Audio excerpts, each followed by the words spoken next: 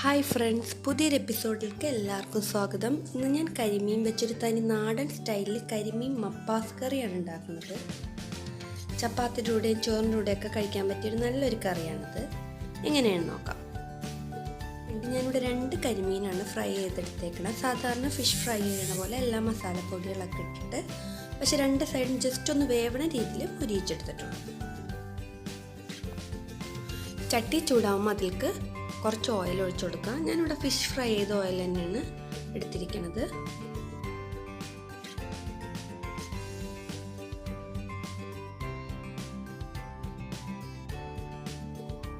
ഇനി അതിലേക്ക് 1 table spoon വെളുത്തുള്ളിയും 1 ടേബിൾ സ്പൂൺ ഇഞ്ചിയും ചെറുതാക്കി അരിഞ്ഞത് ചേർത്ത് കൊടുക്കുക.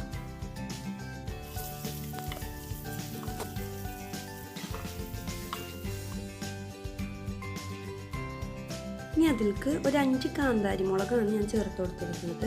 നിങ്ങൾക്ക് എരിവ് അനുസരിച്ച് പച്ചമുളക് ചേർത്താലും മതി.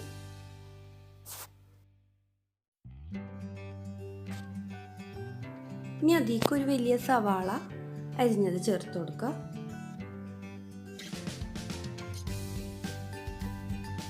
ആവശ്യത്തിന് ഉപ്പും ചേർത്ത് നന്നായിട്ട് വഴറ്റിയെടുക്കുക.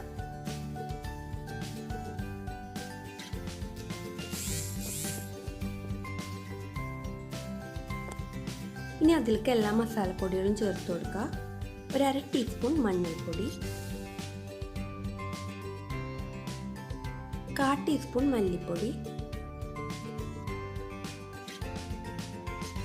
ഇനി ഒരു 1/4 ടീസ്പൂണിൻ്റെ താഴെയായിട്ട് ഗരം മസാല. അത് ഓപ്ഷണലാണ്, അതൊക്കെ ടേസ്റ്റിനനുസരിച്ച് ചേർത്ത് കൊടുക്കുക.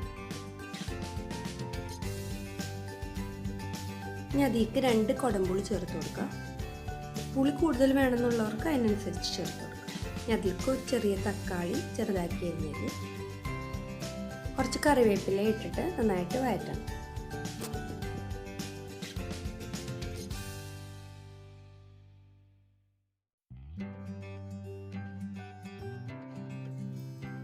ഇനി അതിലേക്ക് കുറച്ച് കുരുമുളക് പൊടിയും ഉപ്പും ചേർത്ത് കൊടുക്കുക.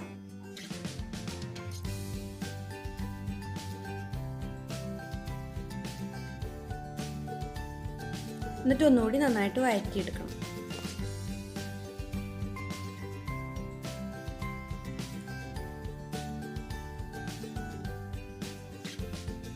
ഇനി അതിലേക്ക് ഒരു 1/4 കപ്പ് 2ാം പാൽ ചേർത്ത് കൊടുക്കുക.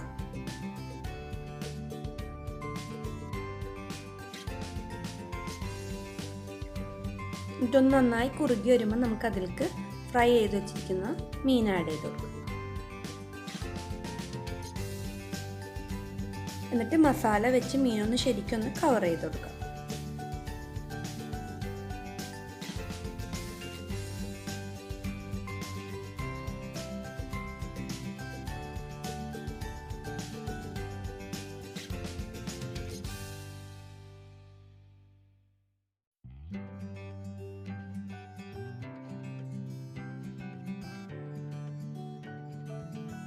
എന്നിട്ട് 2 മിനിറ്റ് ലോ ഫ്ലെയിമിൽ ഇടുക.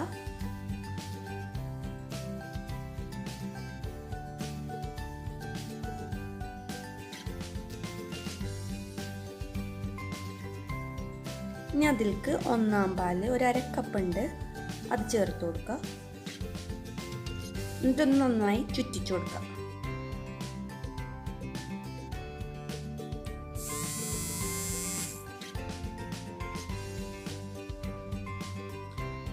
തേങ്ങാപ്പാൽ നല്ല ചൂടായി കഴിയുമ്പോൾ ഫ്ലെയിം ഓഫ് ചെയ്യും. ഇനി അതിലേക്ക് ഇത് കുറച്ച് ചുവന്നുള്ളി മുളക് പൊടി ഇട്ട് വെളിച്ചെണ്ണയിൽ മൊരിയിച്ചെടുത്തതാണ്, അതുകൂടി വന്നിട്ട് ഗാർണിഷ് ചെയ്തെടുക്കുക. തനി നാടൻ സ്റ്റൈലിൽ നമ്മുടെ കരിമീൻ മപ്പാസ് റെഡി ആയിട്ടുണ്ട്. നല്ല അടിപൊളി കറിയാണ്. എല്ലാവരും ട്രൈ ചെയ്ത് നോക്കണം. ഫീഡ്ബാക്ക്സ് കമൻറ്റ് ചെയ്യണം. ഈ വീഡിയോ ഇഷ്ടപ്പെട്ടെങ്കിൽ ലൈക്ക് ചെയ്യുക, ഷെയർ ചെയ്യുക, ഈ ചാനലൊന്ന് സബ്സ്ക്രൈബ് ചെയ്യുക. Thanks for watching.